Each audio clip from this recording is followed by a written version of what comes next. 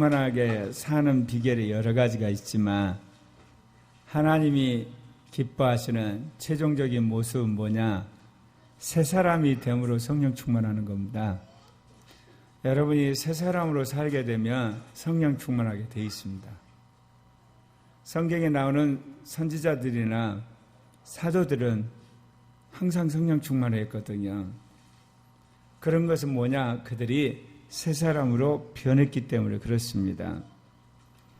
물론 그들이 성령 충만해서 새 사람으로 변했고 새 사람으로 변했기 때문에 늘 성령과 더불어 산 사람이죠.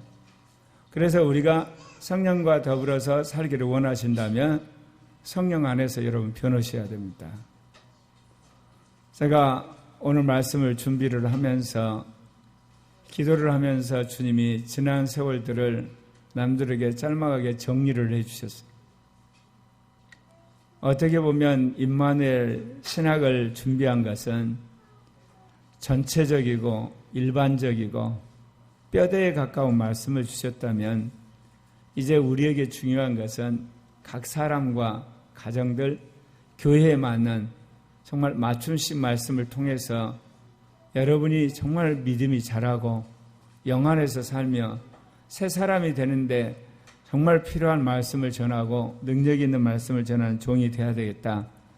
그렇게 생각하니까 정말 내가 능력이 없더라고. 여러분의 눈높이에 맞춰서 정말 살아있는 말씀을 줘가지고 여러분을 변화시켜야 되는데 그런 어떤 능력과 기름 부음이 연약하다는 걸 제가 느꼈어요. 어제 아이들이 늦게까지 남아서 선구 암송대 준비한다고 그러니까 어제 영준 형제가 왔어요. 그래서 모처럼 잘 됐다 그래서 이제 대화를 쭉 나눴는데 영준 형제가 명언을 하더라고. 뭐라고 그러냐면 자기가 이렇게 큰 소리로 이야기를 하면 아내는 화낸 것으로 간주를 한대요. 그리고 자기가 뭔가 톤을 높여서 이야기하면 얘들도 내가 화가 난 줄 알아서 나는 그런 게 아니고 좀 기분이 나빠서 한 건데 집안 식구들은 자기를 화난 거기 때문에 자기가 말을 안고 살려고 그러니까 우라통이 터진대요. 그러면 이제 영희 집사가 뭐라고 그러냐면 성령 받아야 변한다고 그런대요. 그런데 영준 형제가 김영희 집사가 말한 성령은 자기가 만든 성령이라는 거야. 자기가 조작한 성령이라는 거야. 자기 머릿속에 있는 성령이지. 성령은 성령과 교통해야 되는 거 아니냐고 그 이야기를 하는 거예요. 그래서 성령과 교통함으로 변해야 되는 것이지 그렇게 밤낮 성령 받으라 그러면서 자기는 왜 안 변하느냐 이거야. 그래서 그 이야기를 하는 거예요. 그래서 이제 영준 형하고 대화를 많이 해가지고 아무튼 풀려서 보냈거든요. 오늘 올 줄 알았는데 안 왔어요. 틀림없이 이거 부부싸움이었구나 물어봤더니 부부싸움을 해버렸대. 그러니 삐져갖고 안 온 거죠. 그래서 제가 김영희 집사한테 가서 남편 데려오라고 지금 보냈어요. 무슨 이야기를 하냐? 영준 형제가 더 옳은 소리를 한 거예요. 영희 집사는 교리적으로 이야기한 거예요. 원리적으로 맞죠. 당신 성령 받아야지 변해. 그건 맞아요, 그거는. 그런데 지금까지 지켜본 바로 김영희 집사가 말한 성령은 다분히 자기 머릿속에 있는 성령이고 조작한 성령이고 자기가 생각하는 성령이란 거를 말한 것도 맞는 거예요, 이게. 그러면서 하는 이야기가 성령과 소통함으로 사람이 변해야 되는 거 아니냐. 내가 그 이야기에 정말 감동받았어요. 여러분, 왜 우리가 안 변한 줄 아세요? 성령과 소통하지 않기 때문에. 성령의 능력을 받아도 사람이 안 변해요. 왜? 여러분 직장에서 열심히 일해서 승진한다고 사람 변했다 그러나요? 일 잘했다 그러는 거예요. 네. 저 친구는 정말 일 잘한다. 근데 인격은 개떡이다 그래요. 네. 여러분 인격 안 바뀌어도 얼마든 일 잘할 수 있어요. 마찬가지로 새 사람이 되지 않고도 얼마나 성령의 능력을 받을 수 있어요. 여러분 속으시면 안 돼요. 네. 제가 30여 년 동안 이 성령 운동을 추적해 보면서 내린 결론은 뭐냐? 성령이 우리를 통해서 일하시는 것과 성령이 오셔서 우리가 변하는 것은 차원이 다른 문제예요. 이를 여러분이 세상에 비유해서도 맞잖아요. 예. 일 정말 잘하는 사람이 인격적으로 훌륭하던가요? 항상 그런 건 안 해. 일만 잘하는 거예요. 인격은 정말 엉망이어도. 그렇다면 여러분이 정말 성령과 더불어 살아가는 사람이 되려면 어떻겠어요? 여러분, 새 사람이 되면 성령과 충만하는 거예요. 그래서 여러분, 일도 잘하는 사람이 되게 돼 있어요. 이게. 능력이 나타나는 사람이 되게 돼 있어요. 은사가 나타나게 돼 있는 거예요. 왜 하나님이신 그리스도가 인간으로 오셨을까요? 인간을 변화시키러 오신 거예요. 예전에 구약시대 사람들에게 있어서는 중요한 것이 구원의 개념이었어요. 왜냐? 워낙 전쟁을 많이 했거든요. 그리고 가난하게 자랐어요. 질병이 많고, 그리고 갈등이 많았기 때문에 그들에게는 구원, 한마디로 고통 가운데, 죄악 가운데, 어려움 가운데 자기를 구원해줬다. 오늘 이 시대에 우리들에게 필요한 개념이 있다면 뭐겠어요? 새 사람이 되는 거예요. 왜? 예수를 믿어서 변하지 않는 사람이 너무나 많은 거예요. 심지어 성령 세례를 받아도 안 변한 사람이 너무나 많은 거예요. 이 시대의 사람들이 정말 보고 싶은 게 뭐냐? 변화된 사람, 새로운 사람, 정말 인간다운 사람, 성서적인 사람, 예수를 닮은 사람을 보기를 원하는 거예요. 반대로 말하면 새로운 사람 되는 게 가장 어렵다, 그 이야기입니다. 여러분, 교회를 오래 다녀도, 열심히 성례전에 참여해도, 기도를 열심히 해도, 심지어 성령을 받아도, 제자 훈련을 받아도 변하기는 변하는데 근본적으로 안 변한다는 거예요. 그런 의미에서 우리도 동일한 과제를 가지고 있어요. 하나님이 우리에게 주신 임마누엘 신앙의 핵심이 뭐겠어요? 새 사람으로 산다, 그 이야기입니다. 새 사람이 영으로 살아가는 것, 그게 임마누엘입니다. 새 사람이 되지 않는 임마누엘은 사실은 어떻게 보면 겉으로 번지르한 성령의 능력이 나타나고 권능이 나타나고 일 좀 잘한 겁니다. 그 사람 계속 지켜보면 분명히 뽀록 납니다. 그 사람이 가지고 위선이 드러나게 있고, 그 사람의 야망이 드러나 있고, 그 사람이 가지고 있는 그런 어떤 일에 집착하는 성과주의가 분명히 드러나게 되어 있습니다. 그러나 새 사람이 하는 그 모든 것은 죽고 나서도 역사의 길이 남습니다. 그게 바로 성경에서 말하는 선지자들과 사도들입니다. 그런데 우리는 선지자들, 사도 그러면 항상 뭐를 겨누냐면 성령의 기름 부음 받아 쓰임 받은 하나님의 종들. 그건 맞습니다. 왜냐? 새 사람을 만드는데 아주 중요한 결정적인 것은 성령이시기 때문에 그렇습니다. 그러나 성령을 받았다고 새 사람이 되고 사도가 되고 선지자가 되는 건 아니다, 그 이야기입니다. 그런 의미에서 하나님의 고려학교에 임마누엘 복음을 주셨는데 무엇보다도 여러분들 새 사람 되시길 바랍니다. 우리가 오죽음을 말하고 오적을 이야기하고 그리고 오삼을 이야기한 이유가 뭡니까? 그리스도를 닮는 새 사람이 되자, 그 이야기입니다. 아무쪼록 2013년을 마감하고 2014년을 여러분 준비함에 있어서 여러분 모두가 새 사람이 되시길 바랍니다. 그런데 왜 사람이 새 사람이 안 됩니까? 그것은 여러분이 새 사람이 되기를 원하지 않기 때문에 그렇습니다. 여러분 돈 벌기를 원합니다. 대학 가기를 원합니다. 편안히 살기를 원합니다. 여러분 즐기기를 원합니다. 인정받기를 원하지만 여러분 안에서 새 사람 되기를 원하지 않습니다. 그런 게 새 사람이 안 되는 겁니다. 모든 것들은요, 여러분 마음속에 갈망부터 시작되는 거예요. 제가 늘 이야기했죠. 마라톤 할 때 어때요? 어떤 사람이 1등 합니까? 1등 하려고 하는 사람이 1등 합니다. 왜 제가 마라톤을 비유했던 줄 아세요? 마라톤 할 때요, 여러분 얼마나 힘든지 몰라요.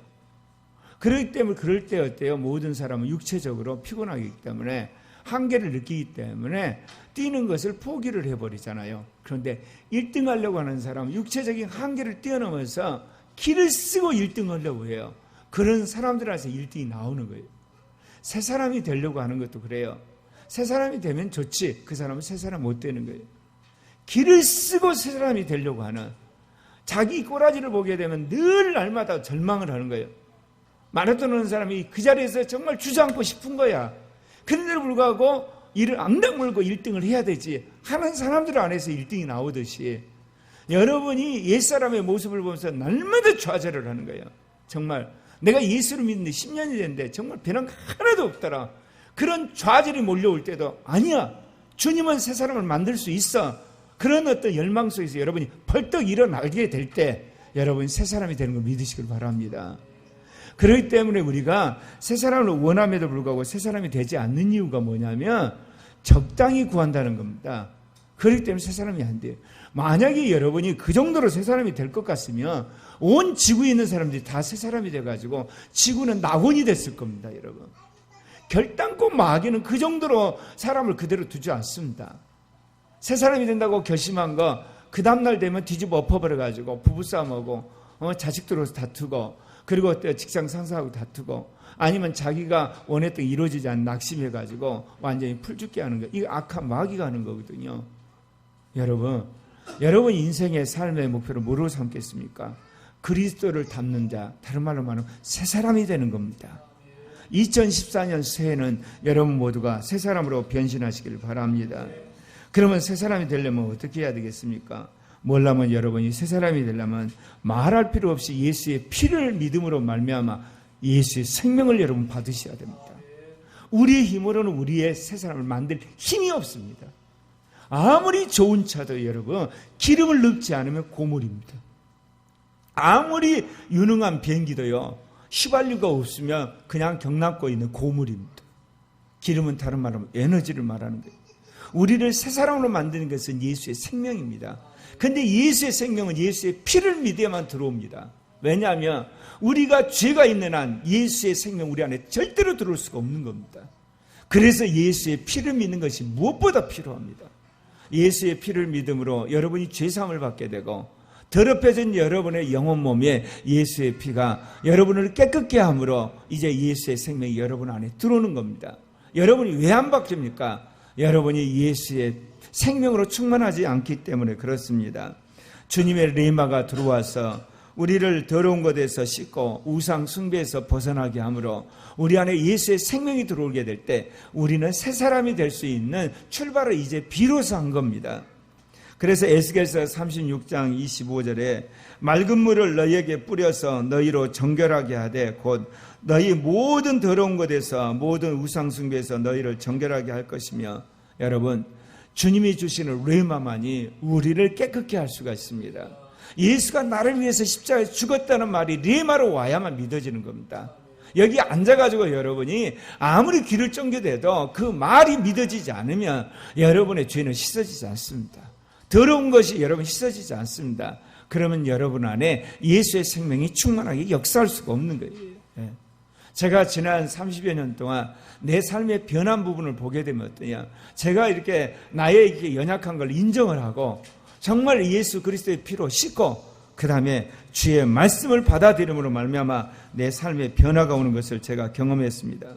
데살로니가전서 1장 9절에 그들이 우리에 대하여 스스로 말하기를 우리가 어떻게 너희 가운데 들어갔는지와 너희가 어떻게 우상을 버리고 하나님께 돌아와서 살아계신 참되신 하나님을 섬기는지.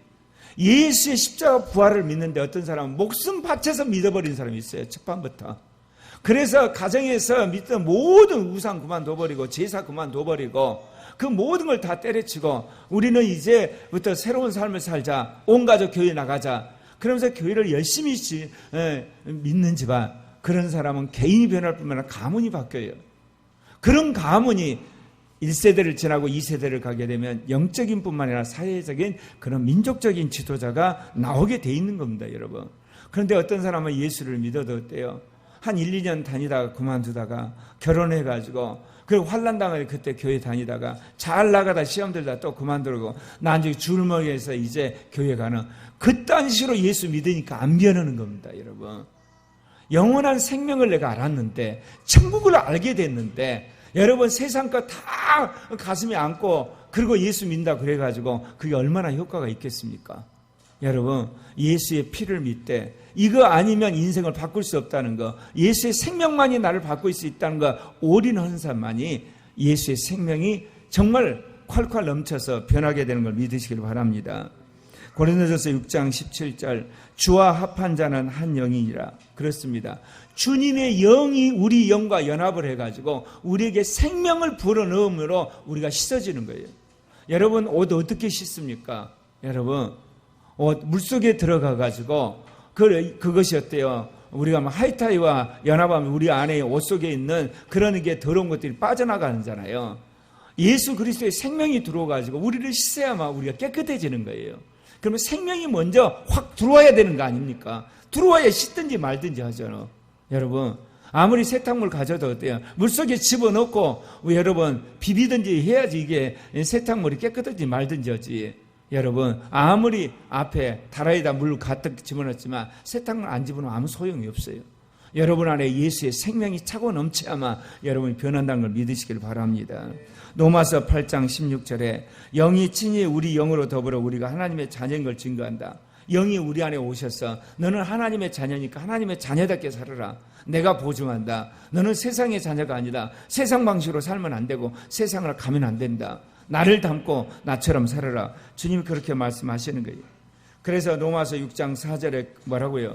우리가 그의 죽으심을 합하여 세례를 받음으로 그와 함께 장사되었나니 이는 아버지 영광으로 말미암아 그리스도를 죽은 자 가운데서 살리심과 같이 우리도 새 생명으로 행하게 하려니와.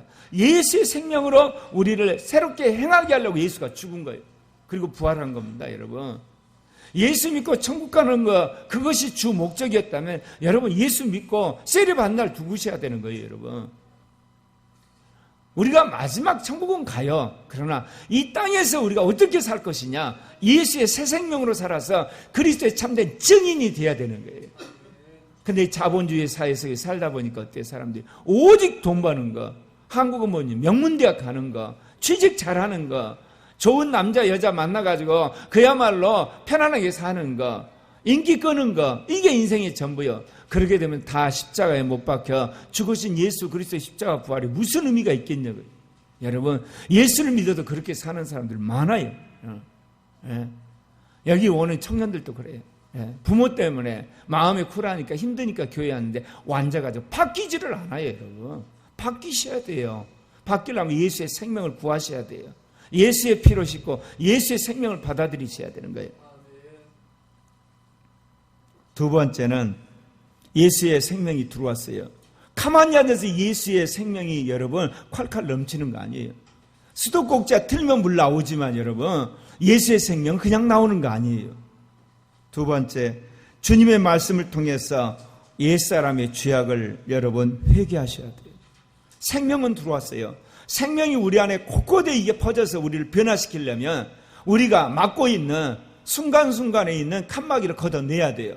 그 칸막이가 뭐냐? 우리의 죄악들이에요. 우리 악한 생각들이에요. 육신적인 그런 야망들이에요. 이걸 걷어내면 변하지 않아요. 걷어내지 않으면. 왜냐? 물이 오다가 딱 칸막이 막혀가지고 가득 차 있고 넘어가지를 못하는 거예요. 여러분, 그렇기 때문에 우리가 교회에 나오는 거예요. 교회에 나와서 주님의 말씀을 들으면서 내가 저 칸막이 때문에 막혀 있었구나. 그걸 알고 여러분이 회개하고 그 칸막이를 뚫어야 되는 거예요. 뚫으면 생명이 지나가요. 그러면서 변하는 거예요, 여러분. 그렇기 때문에 여러분 예배 시간에 헛생각하시면 안 돼요. 안 나온 거 똑같은 거예요, 여러분.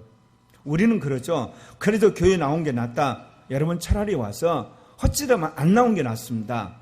안 나와야지 인생에 고난을 당해가지고 회개라도 하죠. 근데 와가지고 외식하면요, 자기가 신앙생활 한다고 생각하기 때문에 회개를 안 해요. 바리새인이 어떤 사람들이에요? 하나님 잘 믿는 사람들이었어요. 근데 독사의 자식들이에요. 왜? 예배당에 앉아서 자기 위에 가득 차 있기 때문에 예수의 말이 안 들어간단 말입니다. 그런데 가늠하다 잡힌 창년을 회개해가지고 거룩한 사람이 바뀌었어요. 그야말로 세리도 어때요? 날마다 죄책감이 사로잡히는 예수 믿어서 변했거든요. 그런데 여러분, 예루살렘 성전에 있는 대제사장은 안 바뀌었단 말입니다. 오늘날 우리는 어떤 신화가 있냐? 교회에 나오면 사람들이 천만의 말씀입니다, 여러분. 차라리 교회 안 나오고 인생의 고달픈 인생 속에서 팍 깨지고 나서 오는 게 차라리 낫습니다. 예. 저도 이런 말 하기가 굉장히 두려워서 지금까지 말 못했거든요. 근데 제가 이렇게 자식들을 키워보고 젊은이들을 키워보니까 아니야. 제가 정말 그걸 느꼈어요. 이제는 확실하게 성서들 기도를 해버려야 되겠다. 나오려면 나오고 말라면 말고. 왜? 하나님이 교회를 떠나게 되면 그때부터는 손보시기 시작하는 거거든요. 성경에서 그랬어요. 왜 성경에서 죄진 사람을 쫓아내야 되는 이유를 아세요? 죄진 사람을 교회가 부둥켜 안고 있으면요, 하나님이 그 사람을 직접적으로 강하게 때리질 않아요. 왜? 교회에 임하는 은혜가 있거든요.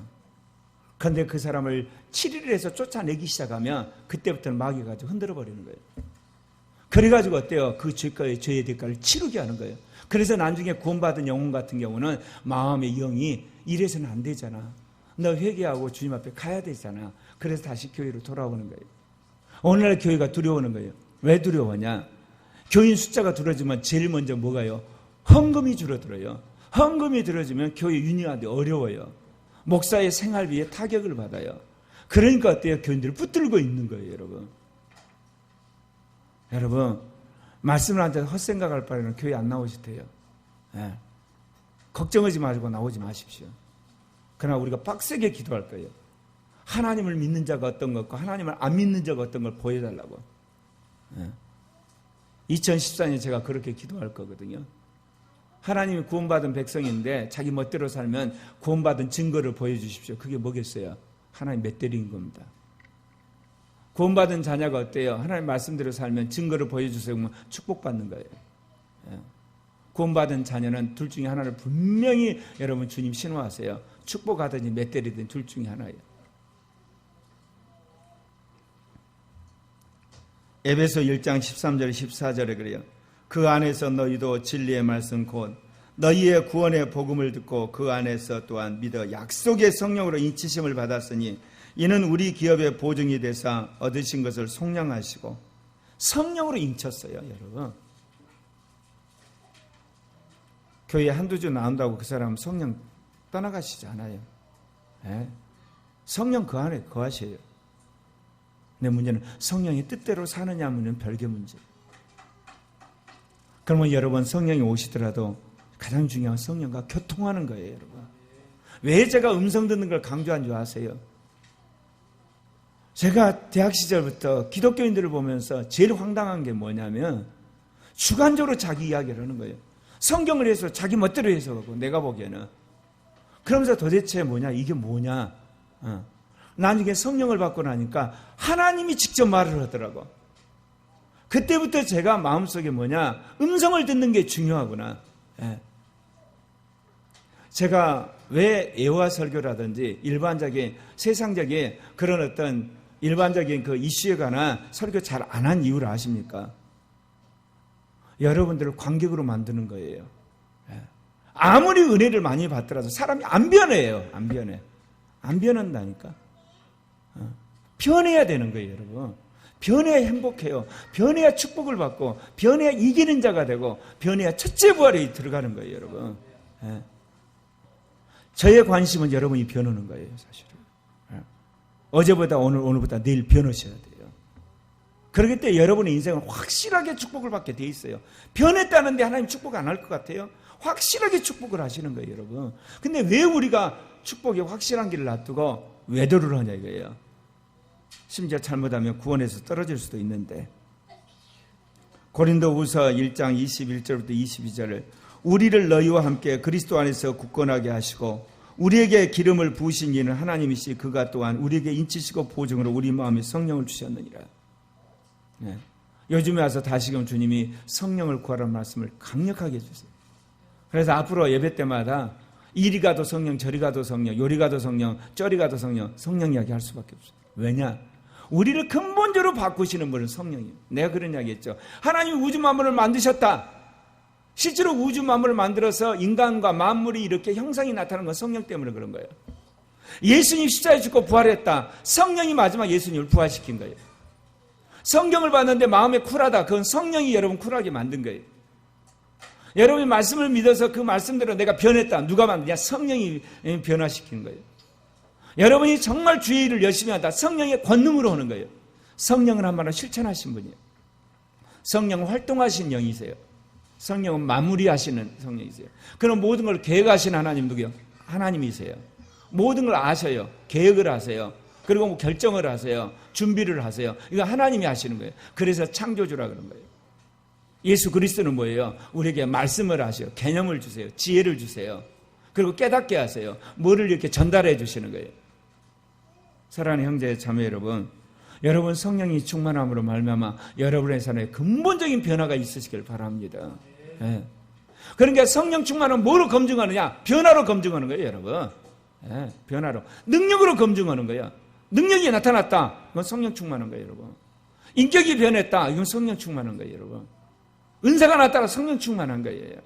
성경 말씀대로 산다. 성령 충만한 거예요. 여러분, 결국 변화된 결과가 없는 거, 그건 성령 충만 안 하는 거예요, 여러분. 왜? 성령은 실천하는 분이고, 마무리하는 분이고, 이루시는 분이고, 성취하시는 분이고, 행동하는 분이고, 움직이는 분이기 때문에 그래요. 그러나 예수님은 말하시는 분이에요. 개념을 전달해 주는 분이에요. 우리에게 지혜를 붙이시는 분이에요. 우리에게 이게 어떤 아이디어를 주는 분이시거든요. 여러분, 구분 잘 하셔야 돼요. 그렇기 때문에 우리가 이 성령 안에서 주시는 주님의 말씀으로 우리 자신의 죄악과 허물과 잘못된 것을 회개하고 여러분이 그를 인정을 하셔야 돼요. 그래야만 여러분 안에 구체적인 변화가 시작되는 거예요. 네. 수진자막 하는 이야기 있어요. 우리 교회 온 지 5년 됐는데 올해 처음으로 목사님 새벽기도와 설교 말씀이 들어왔대. 그러면 그동안 안 들어왔겠어요? 들어왔죠. 들어왔는데 뭐냐? 창살에 햇빛으로 들어온 거예요. 근데 지금은 들어왔다는 이야기는 대낮에 밖에 나가서 햇빛 비추듯이 그렇게 왔다는 거예요. 여러분도 마찬가지. 지금 앉아있지만 창살에 햇빛 들어가듯이 설교 듣는 사람들이 있어요. 40분 설교 듣는데 한 4분 동안 감동받아서 그때 하고 나머지는 뭐냐? 헛생각하고 딴 생각하고 뭐 이 목사님 설교가 저러냐 판단하고 가. 어떤 사람 아예 핸드폰 오면서 거기에 전화 오는 거 관심 갖다가 가. 무슨 소용이 있냐? 아무 소용 없어요, 여러분. 그 생각부터 고쳐야 돼요. 그런 버릇부터 고쳐야 돼요, 여러분. 네. 말씀에 온 정심을 쏟게 될 때 그 말씀이 딱 온 순간 여러분한테 딱 찔리는 순간 회개 딱 하면 여러분 안에 죄악이 떨어져 나가는 거예요. 네. 여러분 생각이 떨어져 나간다니까. 네. 제가 아이들 한 7명 여기 제자 훈련하면서 뭘 느끼냐면 아이들이 이렇게 변화된 이유가 아이들이 뭐라고 하는지 아세요? 어제 내가 물어봤어요. 우리 교회 제일 무서운 사람 누구냐 그러니까 애들이 쭉 이야기하다 말 않다가 목사님이요. 그러니까. 왜 무섭냐 그러니까 다 알잖아요. 내가 그랬어. 내가 한두 번은 속지만 더 이상은 안 속는다. 주님 가르쳐 주거든요. 그러니까 애들이 뭐냐면 자기 속마음을 이렇게 제가 말해보니까 깜짝 놀란 거예요. 이주원이가 제가 좋아하는 단어들 알아요. 그래서 무슨 이야기하면 아주 아부성 발언을 잘하거든요. 처음에는 난 믿음이 있어서 그런 줄 알았더니 그 다음부터는 그런 단어만 골라고 딱 이야기하더라고. 그래서 주원이가 어제 그러는 목사님 그거 어떻게 알았어요? 자기 마음 들킨 거지. 수르는 뭐냐 무슨 이야기만 하면 항상 내 말을 이야기해. 그래 앞으로 내 말 이야기하지 말아야지. 내가 내 말 좋아하는 거 알거든. 애들도 그래. 애들도 벌써. 그럼 뭐를 말하느냐? 그거 습관적이 돼가는다는 거거든. 습관적이. 그런데 아이들은 이걸 지적하면 목사님한테 들켜버렸구나. 목사님한테는 절대로 이제 폼되면 안 되겠구나. 그러면서 자기를 고치잖아요. 그런데 어른들은 안 고친단 말입니다. 네. 가끔 내가 이야기하면 자존심 상해하고 삐져버려. 근데 삐진도 안 삐진 척하고 앉아있어 또. 차라리 솔직하게 삐져버리면 낫지. 젊은 사람들은 어때요? 예배 안 나와버려. 둘째 아들도 안 나오잖아. 로마서 5장 5절 소망이 우리를 부끄럽게 하지 아니하면 우리에게 주신 성령으로 말하며 하나님 사랑 우리 마음에 품은 성령이 주의 말씀을 들을 때마다 우리 마음속에 막 새기는 거예요. 그걸 새겨요. 근데 새긴데요. 어때요? 성령 거룩한 분이잖아요. 선한 분이고 아름다운 분이죠. 딱 새기는데 내 마음은 더럽잖아. 나는 악하게 살았잖아. 내 멋대로 살았잖아. 그러니까 먼저 무슨 일이 벌어지냐. 회개부터 터지는 거예요. 이게. 온데 딱 오니까 내가 이게 더럽거든요. 그래서 회개부터 터진 거 반성하게 되는 거예요. 여러분. 당연하게 돼 있어요. 여러분 말씀이 딱 오는데 여러분 은혜만 되다. 그건 거짓말쟁이에요. 제대로 말씀 안 들어서 그래요. 내가 지금 거룩하게 안 사는데 진실하게 안 살아있는데 지금 그 말씀이 딱 오면 회개 문제 되는 거예요. 세 번째, 주님의 영이 새 영과 새 마음을 주심으로 악한 생각 뒤에는 악한 영이 떠나가. 이게 중요해요. 올해 주님이 저에게 확실히 가르쳐 준 거예요. 형제자매들을 상담하니까 형제자매들이 어느 순간 변하더라고. 나는 내 말을 받으면 변한 줄 알았어요. 맞아요. 내 말을 받으면 변하지만 또 뒤집어 보면 뭐냐? 그 사람 마음속에 사로잡고 있는 악한 생각이 딱 있었어요. 근데 회개를 한다고 해서 이게 완전히 도망가는 게 아니에요. 딱 숨어 있어요. 그래야 결정적 순간에 다시 그 생각이 또 들어오는 거예요, 이게. 엄밀히 말하면 숨어있던 생각이 또 역사를 하는 거죠.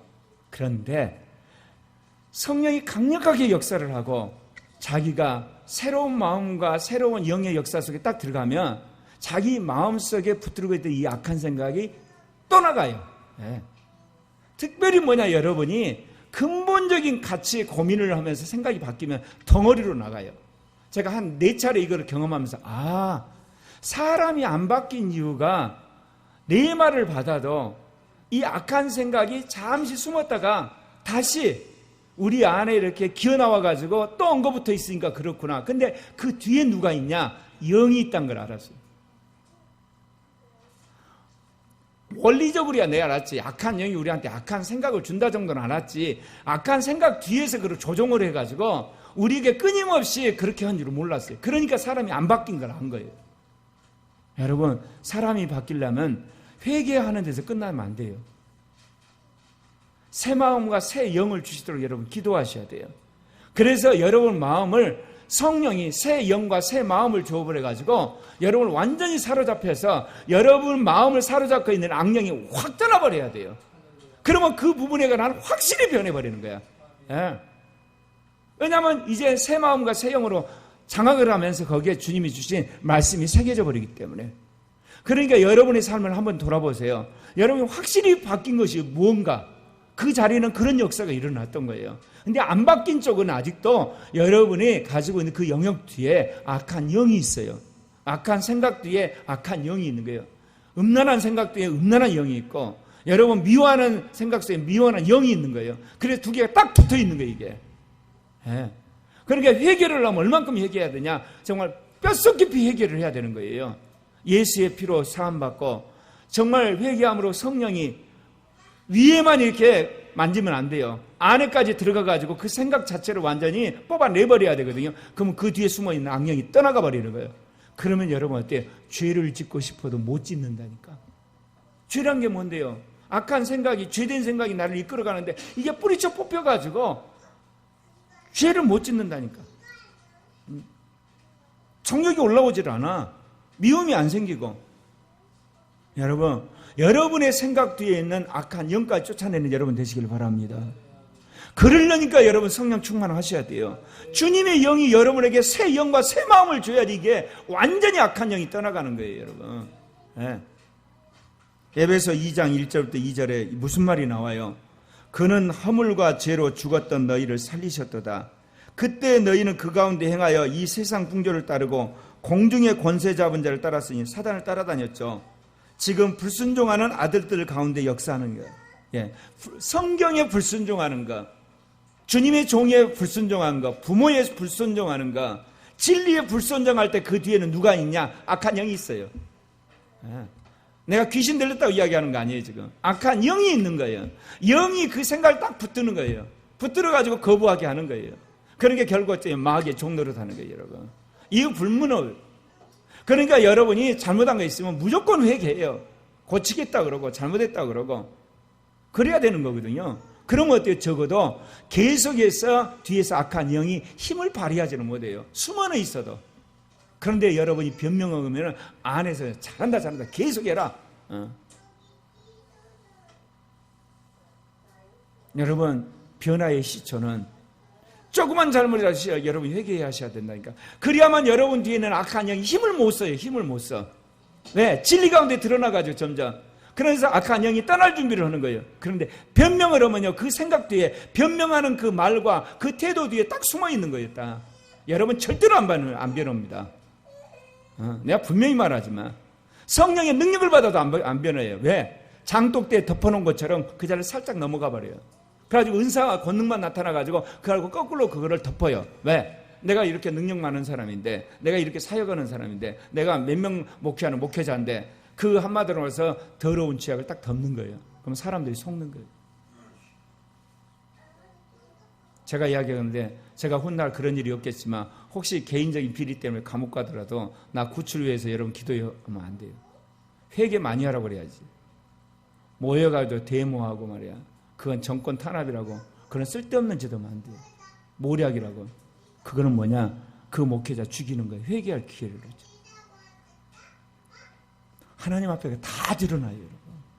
이 땅에서 성공이 하늘나라 성공 절대 아니에요, 여러분. 세상이 얼마나 불의한데 이 땅의 성공이 하늘나라 성공이라고 말할 수 있겠어요.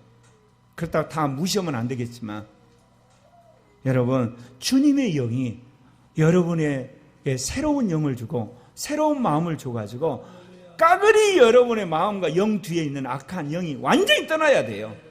그럴 때 여러분이 온전한 사람이 되는 거예요. 예. 제가 아이들을 교육하면서 내가 뭐를 물어보느냐? 실천아, 너는 노는 게 좋냐? 공부하는 게 좋냐? 요즘에서 공부하는 게 좋다. 애가 변한 거예요. 예. 그 부분에 관한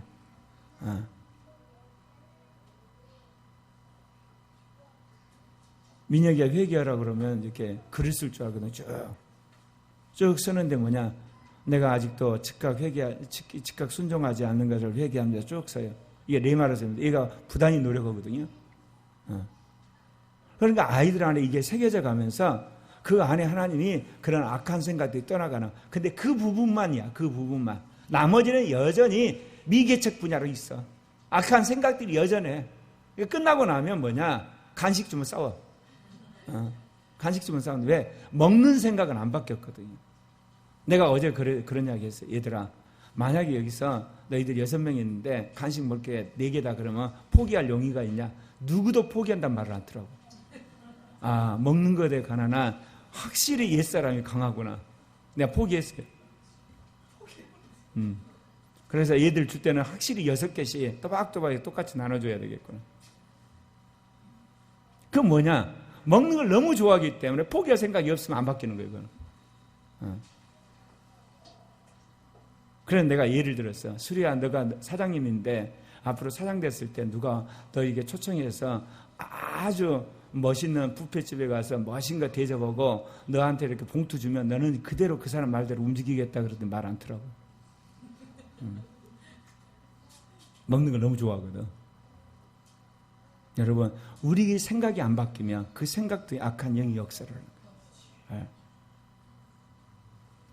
김제임스 역에 보면 디모데전서 4장 1, 2절에 이런 이야기예요. 이제 성령께서 분명히 말씀하시기를 마지막 때에 어떤 사람들이 믿음에서 떠나 유혹하는 영들과 마귀들의 교리들의 주의를 기울이려 하시는데 이들은 위선으로 거짓말을 하여 자기의 양심을 뜨거운 인두로 지지는 자들이다. 가끔마다 김제임스 번역이 아주 멋있는 번역. 양심을 인두로 지지면 어떻게 되겠어요, 여러분? 마비됐다는 거예요. 교회 나온다고 여러분 신앙 잘하는 게 아니에요. 교회 나오면서 양심을 인두로 지진 인간들이 있어요. 이게 바리새인들이에요. 그래서 여러분 신앙이 좋은가 아닌가는 교회 나온 거고 그거는 기초적인 거고 그 다음 뭐냐? 성령 안에 교통하는가 그래야 되거든요.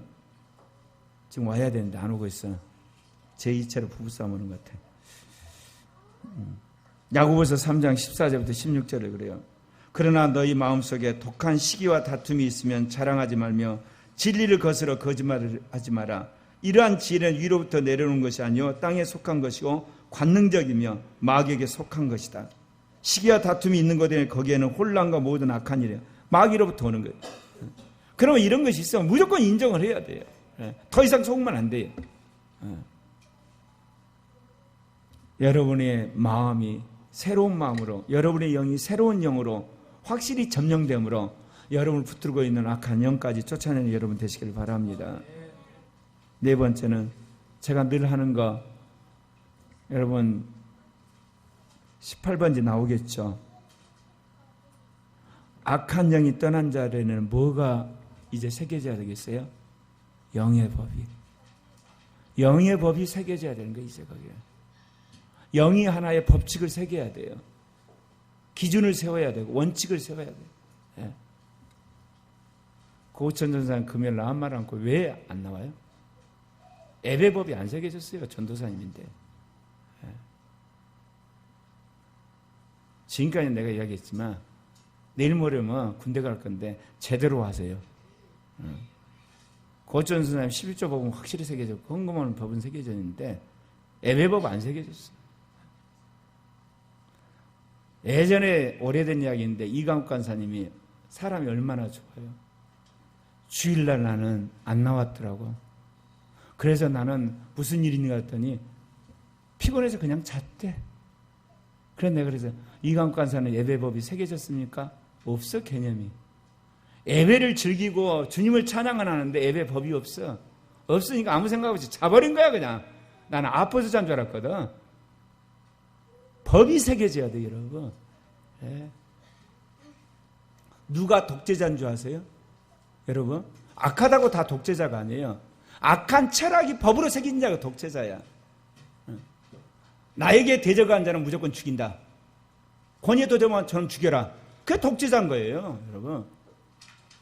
그러면 우리가 말하면 새 사람을 변한 사람은 어떤 사람이겠어요? 거꾸로 영의 법이 확실하게 새겨진 사람이야. 이 사람은요 영의 법이 새겨졌기 때문에 죄를 못 짓는다니까. 안에서 주님의 법이 딱 지켜가지고 주님의 뜻대로만 살게 돼 있어. 만약에 그를 딱 거역했다, 즉각적으로 성령이 그냥 징계를 딱 내려버려요. 그 즉시. 왜? 그 법을 어겨버렸기 때문에. 그러니까 그거를 자기가 딱 경험하기 때문에 즉각적으로 회개하고 다시 순종할 수밖에 없는 거예요 여러분. 여러분 마음과 여러분 영 안에서 새 마음과 새 영이 줌으로 악한 영이 떠나는 것이 중요한 게 아니야. 정말 중요한 건 여러분 영과 여러분 마음이 성령의 역사함으로 이제 여러분 마음 안에 영의 법이 확실히 새겨져 버려야 되는 거예요. 아멘. 제가 왜 강경파가 된 줄 아세요? 제 마음속에 새겨진 영의 법이 몇 가지가 있어요. 그러니까 이걸 거스리고는 제가 살 수가 없는 거예요. 제가 이렇게 목회하면서 얼마나 갈등이 있었겠어요. 사실 무지막지하게 고민했댔어요. 초창기에는. 네. 나도 빨리 교회를 부흥시키고 싶잖아. 영혼들 구원하고 싶고 선교하고 싶고. 그런데 주님 뭐냐? 새긴 게 있어요. 너는 뭐냐? 교회를 개혁한다면서 제3의 교회를 한다면서 영의 음성을 듣고 산다면서 그 법을 딱 새겨버린 거야 그냥. 너는 교회 부흥을 위해서 목사가 됐냐? 너는 종교적 성공을 위해서 목사가 됐냐? 내 말에 순종하는 목사가 되려고 했냐? 딱 그 질문하면 내가 고민하고 욕심에 벌겠다가도 할 말이 없네요. 그거 그냥 꼬리 내밀고 그냥 순종하는 거예요. 그냥. 너는 영을 따라서 성령을 따라서 산다면서 그 법을 새겨버린 거거든요. 여러분, 사람이 근본적으로 변하는 것은 영의 법이 새겨져야만 근본적으로 변하는 거예요. 법이 딱 세워졌거든요. 그래서 제가 여러분을 볼 때 여러분 못 믿는 사람은 뭐냐? 영의 법 안 세운 사람 저는 못 믿어요. 언제든지 그 사람이 떠날지도 모르고 언제든지 그 사람이 그냥 자기 마음대로 할지 내가 어떻게 해? 법이 없는데, 영의 법이 없는데. 얘들도 내가 변했다고 하는 기준이 뭔지 아세요? 아이지만 나름대로 법이 새겨진 얘는 신앙이 자라게 돼 있어요. 여러분 자신을 바라보면서 내가 무슨 법이 새겨졌는가를 여러분 객관적으로 여러분 한번 검증을 해보세요. 근데 몇 개 없어요. 몇 개 없다니까. 그거하고 다 울고 먹고 신앙이 좋다고 살아요 우리가. 정말 그래요. 표현은 11조 법이지만 엄밀히 말하면 돈의 법이 새겨져야 되거든요. 재정의 법. 이게 전체적으로 확실하게 딱 새겨져야만 그 사람은 돈에 관한 절대 타락하지 않는 거예요. 예, 다른 건 몰라도. 굶어 죽는 한이 있더라도. 예를 들면 주의성수법. 이게 확실히 새겨져야 되거든. 예. 주님이 정한 날에는 정말 주를 위하고 주님만을 위해 살아야겠다는 법. 심지어 제가 아는 전도사님은요. 방통대 입학을 했어. 자기가 가정이 어려워가지고. 근데 방통대가 지금은 괜찮지만 예전에 시험을 언제 본지 아시죠? 주일날 보는 거야. 그러니까 자기는 전도사로서 주일날 시험 볼 수 없다고 그래가지고 자기는 방통대 졸업 못하고 끝냈잖아. 네, 밤낮 이게 주일날만 시험 보니까. 안 가니까 그거는 전부 예포학점 나오는 거지. 그렇게 싸우는 사람도 있어요. 그렇게 주일법을 새긴 사람. 주일법이 그렇게 새겨진 사람은 방통대에 졸업 못 오는 거예요. 그러면 여러분 그거 인생 끝나니 그러지 않아요. 하나님 그 사람 축복하세요. 네. 여러분 하나님이 가장 기뻐하는 저를 통해서 여러분이 주시는 성령의 역사 가운데 제일 첫 번째가 영의 음성을 듣는 거고 두 번째가 뭐예요? 영의 법이에요. 앞으로 코리아교회 지도자 되는 사람은 영의 법이 안 새긴 날 지도자 안 세워요. 내가 뭐를 믿고 그 사람을 세우겠어요? 나중에 배신을 얻지, 배반을 얻지, 횡령을 얻지, 성스캔들을 일으킬지 아니면 분파를 이룰지, 사람들 데리고 나갈지, 아니면 비리 까발지 어떻게 아냐고요. 몰라요, 여러분. 근데 영의 법에 새겨진 사람은 적어도 먼저 자기가 매를 먼저 맞아요. 그걸 거부하면 자기가 먼저 고통을 당하게 돼 있어요, 하나님이. 예. 그리고 나서 나중에 우리를 익히든지 말든지. 다시금 여러분한테 이야기합니다. 여러분, 악한 생각이 떠나고 악한 영이 떠난 여러분의 마음 안에 생명의 영의 법이 새겨지는 여러분 되시길 바랍니다. 에스겔서 36장 26절에 또 새 영을 너희 속에 두고 새 마음을 너희에게 주되 너희 육신에서 굳은 마음을 제거하고 부드러운 마음을 줄 것이며. 네. 거꾸로 안 변한 사람은 어떤 사람이겠어요? 마음의 악한 법이 아주 강하게 새겨진 거예요. 네. 그거 뿌리 뽑으셔야 돼요. 그러니까 안 변하는 거예요. 그게 전부 다 뭐냐? 다 잡아먹고, 말씀을 다 잡아먹고, 은혜를 잡아먹고, 하나님 모든 걸 다 잡아먹은 거야. 그것이 악한 생각이.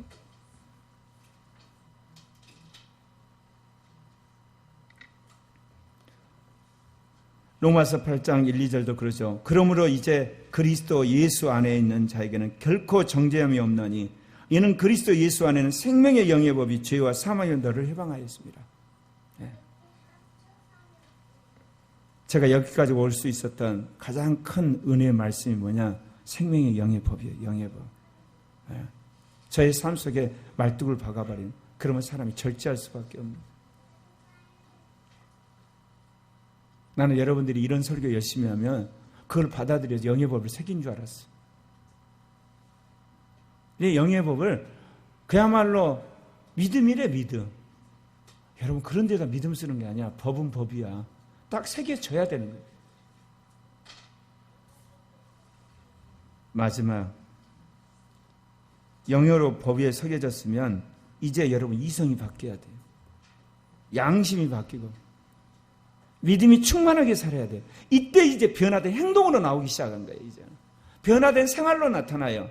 의로운 행실로 나타나기 시작한 거예요. 이성이 바뀌었고 양심이 바뀌고 마음이 바뀌어버렸으니 이 사람은 이제는 의로운 일만 하고 선한 일만 하고 진실한 일만 하고 그야말로 우리가 봐도 자타가 인정할 만한 거룩한 자의 행실로 나오게 되는 거예요. 여러분,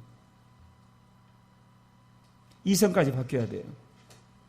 그러니까 여러분, 성경에 무식한 사람은 선한 행동을 줄곧 할 수가 없어요. 어제 무슨 일이 있냐면 애들끼리 시험이 든 일이 있어요. 주원이고 설찬이고 서로 다퉈가지고, 그래가지고 신목사님 얘들 안 되겠다, 화해를 시켜야 되겠다, 그래서 불렀어. 이야기를 보니까 거기에 또 누가 끼어들었냐, 민혁이가 단초를 민혁이 오라 그러더라. 민혁이 이야기하니까 또 수루, 그래서 은혜까지 다섯을 다 불렀어. 다 불러가지고 이야기를 하는데 뭐냐, 아주 사소한 거 갖고 얘들이 시험이 들어. 근데 그 마음속에 꿍한 거 있는 거야. 그런데 참 재밌는 거는요, 얘들이 자기는 장난이라고 하는데 상대방은 너무 싫은 거야. 예를 들면 슬찬이가 이렇게 하고 이렇게 하는 게 있대. 이게 절교래. 그러니까 주원이를 향해서 한번 이걸 했는가 봐. 근데 주원이가 이걸 알아. 이게 너무너무 상처를 받은 거야. 근데 내가 물어봤거든. 슬찬이, 너 진짜 절교할 생각이 있었냐? 끊을 생각이? 아니, 그냥 연습으로 했대. 근데 주원이는 이게 쇼크를 먹은 거야. 또 얘들이 그렇잖아요. 누구는 누구하고 사귄다네, 그 이야기를 하는데 그 이야기를 들은 애는 너무너무 싫은 거야. 그게 막 두드러기처럼. 근데 한 번 했는데도 불구하고 그게 상처에 그냥 매여 있어. 제가 보면서 얘들을 보면서 이쪽에서는 장난을 했는데 저쪽에서는 이게 한이 맺혀 있는 거야, 이게. 그러니까 결국 어쩌면 이쪽에서 안 해야 되는 거예요, 여러분. 근데 이거는 이쪽에서는 장난으로 생각해요. 아무렇지 않게 생각한다니까? 그러면 뭐를 말하냐? 우리의 이성이 바뀌어야 되는 거예요. 우리 마음이 바뀌어야 돼요. 우리의 생각이 안 바뀌면 그런 일이 계속 벌어지는 거예요, 계속. 그러면 얘들 모아놓고 밤낮 조종하는 거야. 얘들아, 그러면 안 된다. 그래 봤자예요. 왜? 얘는 그걸 장난으로 알거든요. 저쪽은 저거를 폭력으로 알고 자기 놀림으로 아는 거야. 모욕으로 아는 거야. 근데 이게 아이들만 그런 줄 아세요? 어른들도 그래요. 내가 지난 이야기지만 예전에 처음에 왔을 때 수진자매 반갑다고 내가 손을 긁었거든. 근데 수진자매가 왜 손을 긁었는데 인터넷을 뒤져봤더니 그게 뭐냐면 남녀가 만나서 성관계 하자는 신호였대.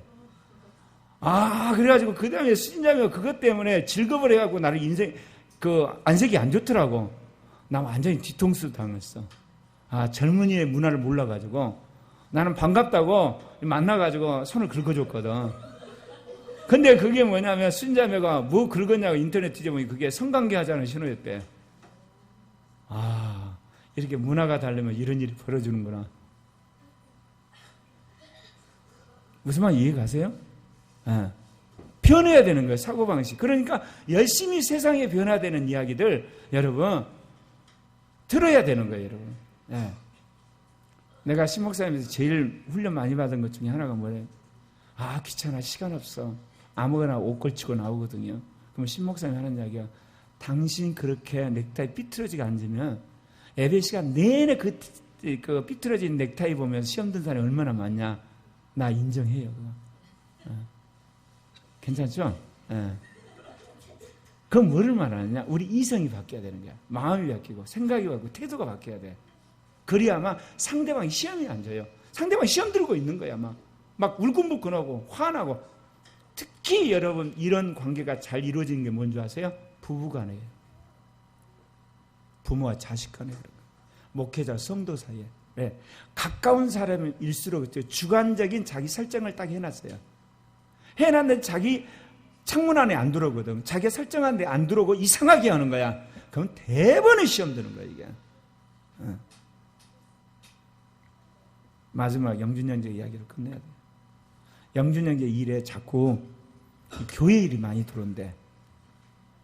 그런데 교회 일을 하면서 나름대로 자신이 이게 설교단도 하고 성가대도 하고 뭐를 하면 그거를 영희 집사한테 자랑도 하고 싶은데 그런 이야기를 해도 영희 집사가 여보 수고했어 그런 이야기도 않고 잘해 그런 말도 없어.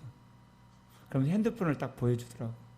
딱 보는데 핸드폰에 영준 형제가 보내는 것은 한 5통인데 영희 집사는 딱 한 줄. 무슨 말 이해 가세요? 저번에는 뭐냐면 문선명 그 성전에 그 성전이라는데 그 체육관인가 뭐 예배당인가 뭐를 공사를 맡았어. 근데 그래도 영준에게 자기가 믿음이 있어 그걸 거부를 한 거야.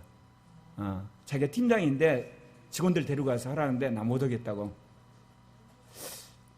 그거를 이제 알았으면 내가 봤을 때 칭찬 좀 해줬어야 하는데 안 한 것 같아요. 자기는 지금 대단한 믿음의 결단을 한 거거든. 일당을 포기하면서. 그렇더라니까. 어느 날 딱 봤더니 그 영준 형제한테 전화가 왔어. 내가 핸드폰을 놔두고 다니잖아요. 뭔 일인가 해서 2시간 후인가 내가 전화를 걸었거든요. 근데 상담을 한 거예요. 목사님 갈까요 말까요? 찝찝해서 그런데요. 그래서 내가 그래서요. 다른 사람한테 맡기면 어떤가? 했거든요. 그래서 나한테 맡겨본 거예요. 안 갔더라고. 여러분, 우리의 삶 속에서 우리의 생각과 사고방식이 모든 게 바뀌어야 돼요. 아시겠죠? 그럼 이성이 바뀌어야 돼요. 양심이 바뀌어야 되고, 여러분 우리의 마음이 바뀌어야 돼요. 아니면 온전한 말과 행실과 여러분 행함으로 나오는 사람이 되시죠. 아멘? 아무쪼록 여러분 정말 2014년에는 변하는 여러분 되시길 바랍니다. 그럴 때 여러분 항상 성령 충만해서 성서적인 인물을 방불하는 그런 인생을 살게 되리라 믿습니다. 기도합시다. 주신 말씀을 생각하면서 이 시간 기도합니다.